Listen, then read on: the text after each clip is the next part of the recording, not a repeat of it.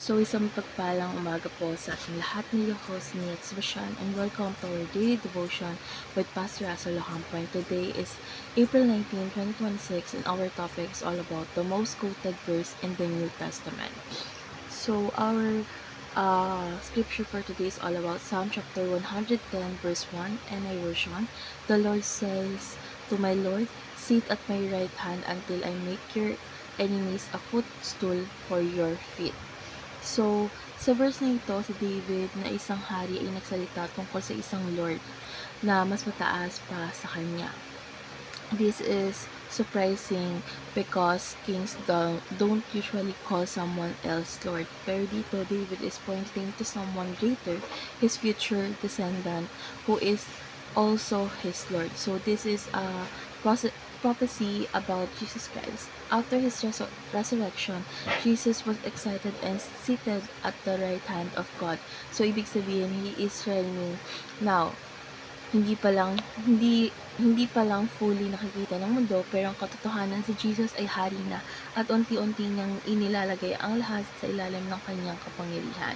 So let's go on to our teaching. First is David prophesied about the Messianic king. So ang psalm na ito ay hindi lang tungkol sa isang earthly king. It points to the Messiah.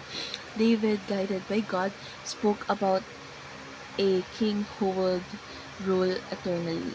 Second is David knew that his future son is his Lord. Itong paradox, ang descendant ni David ay mas mataas pa sa kanya. This reveals that the Messiah is not just humans but divine. Jesus is both son of David and Lord of David. And last is David revealed that we are the Messiah's troops. So sa ibang bahagi ng psalm, makikita na ang mga tagasunod ng Messiah ay kusang loob na naglilingkod sa kanya. Ito, we are called to be part of His advancing kingdom. So, ask ourselves, first is, are you a disciple soldier of Christ? So, hindi lang follower, kundi committed servant. A disciple soldier is disciplined, obedient, and ready to follow the king. Second is, are you available and willing to advance Christ's kingdom?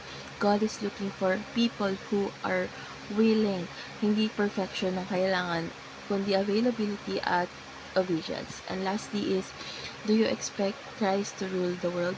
Live with the mindset that Jesus is king now and will fully reign. This gives confidence and hope in a chaotic world. So, what does it mean to be disciple soldier of Christ? So, it means living under the authority of Jesus with full surrender. So, a disciple learns from Christ while a soldier obeys and fight for the mission. Together, it means a life of discipline, obedience, sacrifice, and committed to advancing God's kingdom, no matter the cost.